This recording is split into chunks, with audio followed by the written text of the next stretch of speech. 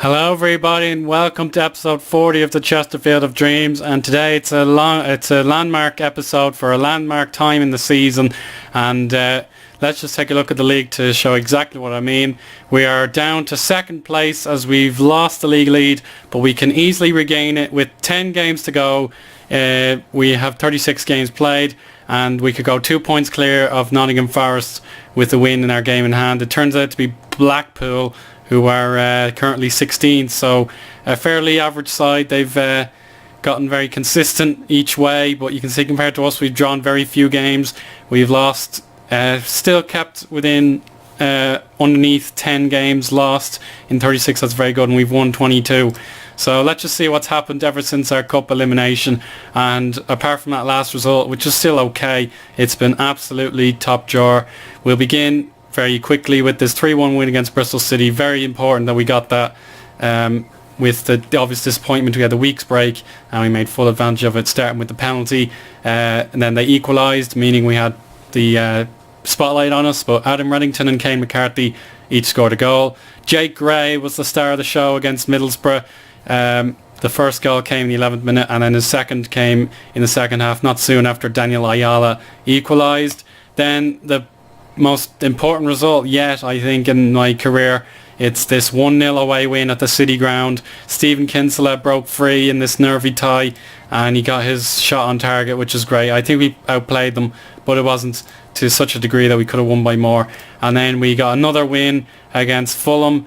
Kane McCarthy on injury time, but Sean Kavanagh against his former club was dismissed in the last minute, but didn't make a difference. But then the disappointment here came against Leeds United at Ellen Road.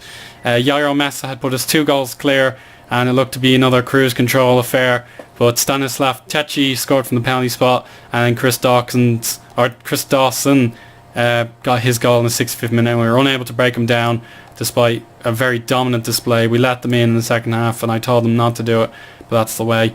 We've got 10 very important games coming up. We've got Blackpool, Cardiff, Burnley, Millwall, Sheffield United, and then the game I'm going to be live coming is against the Hornets of Watford. That could be the one that decides who gets automatic promotion or the playoffs. Then we conclude against Wolves, Brighton, Rotherham and Stoke, 2 of the 4 teams in the top 10. So the pressure is on there, and we really should be in the playoffs now at this stage. We look comfortable enough, but it would take a monumental screw job to lose it from this place. But we can't rule it out. We're not going to be relegated anyway. That's fact now. But we're 11 points clear of Bournemouth, which is great, and we just need to keep up with the likes of Forest and Watford to stand a chance. But it's going to take a while for anyone else to deny us at this stage. The youth players came in for another year. They're not very good, so I won't really talk about them too much, but there are 1 or 2 that might be worth looking out for if you're so inclined. We'll scroll down to where there are 16, 15 year olds. This is the guy here, Alex Byrne. He's alright. He's definitely got the physicals anyway, but he'll need to be trained in technical and mental attributes. And then Liam Thorpe as well. He's only 15 and has reasonable defensive stats, and he can play anywhere in the back line. So I'll give him the benefit of the doubt there. Because of our injuries to strikers, we only had 2 left, whereas the Adam Armstrong and Benik Afobe are just come back from fitness now, and they get to start in this game. I'll try and give you the result as soon as possible, but the likes of Jairo Mesa and Lee Griffiths are forming a good partnership, but they're getting tired, so I had to play 4-2-3-1 again for the first time in a little while. But you can see every striker's chipping in now. Lee Griffiths 19, Adam Armstrong 12, Jairo Mesa up to 11, Jake Gray, credit to him, he's on 7 goals, Kane McCarthy 5, Benik Afobe, hard done by, he had that great run before his injury, he's only on 5, Jimmy Ryan and Kenji Gore and Stephen Kinsella all have 4, Del Fry, our top scoring defender if I'm not mistaken, he's got 3, Regan Booty and Adam Reddington are the other guys with the goal to their name. Some guys with no goals at all, some disappointing ones like Jack Price, I'm surprised he hasn't scored, and Ollie Banks too. That's a little bit upsetting, but we can't really be too harsh on them. Appearance wise, Jakobrin is getting a good run in goals, but he won't be playing today. Lee Griffiths obviously is next, followed by Matt Doherty, Stephen Kinsella and Jairo Mesa. Average ratings, Lee Griffiths 7.29 with nearly 20 goals in the season. Stephen Kingsley not really relevant here. Stephen Kinsella, his namesake though, is relevant with a 7.13. Yaro Messa 7.12. Adam Armstrong same ranking with more sub appearances, and Adam Reddington 7.11. Kay McCarthy has not played as often as I'd like, but he's been great when we've needed him. And Sean Kavanagh back from suspension with a 7.08. And then you can see just about everyone else is doing quite well, but we'll have to offload some of the guys who are struggling this season, which is obviously necessary regardless of whether we got promotion or not. But promotion is probably more important than you think, because we are consistently running out of money. We've lost 2.7 million this season trying to fuel our push to survival initially, but it's turned on its head and it's become a battle to get promoted, or at least get to the playoff final. That would be great if needs be. We're going to take a look at the league again and show our stats in terms of team attendance. Again, we've got 98% consistent attendance in our capacity, but that's the 22nd best in the league. Like, you know, Bournemouth in real life are the smallest club to ever reach the Premier League by attendance capacity in their ground, but if Chesterfield make it, that'll be very impressive to say the least.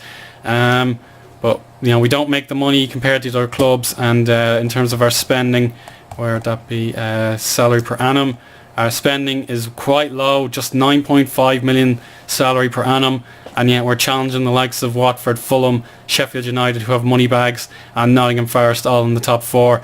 So we are bucking the trend here. You can see Fulham, Watford, Forest and Sheffield United all in and around there, but we're keeping it modest, but we're still running out of money, and it's just something I really don't like to see. Everybody's delighted with training, that's fantastic. I got manager of the month the last time around, which was a great honour. I've never really got it in this league before. And we'll just take a look at the awards. Manager of the month, please. Where is it? Championship manager of the month. There we are. So there we go. I got 100% record in that last month gone by, and it's gone now with the likes of Tony Pulis and Stuart Pearce keeping me honest. But that win over Forest was the reason why I got this award. You know, it would have been Pulis's otherwise. So you can see just about every top running manager has been in this category, apart from probably Fulham's. So absolutely delighted with that. My stats are constantly growing as well with the recognition. I've got 20 attack, 20 technique and 20 player knowledge, and you can probably say my tactics are nearly spot on as well, as are my mentals. But you can see my record down here is also growing. But that's pretty much all I need to say. You can see my goal difference as well is significantly better than what it used to be, but my contract is nice and solid for another year anyway. But if there's anything else you want to see, please don't hesitate to tell me.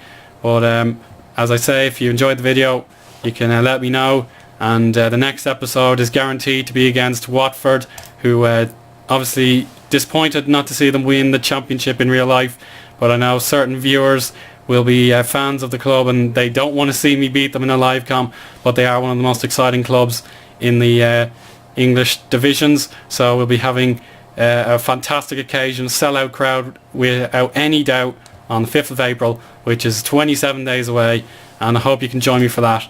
But again, we'll speak again as soon as possible. Bye bye.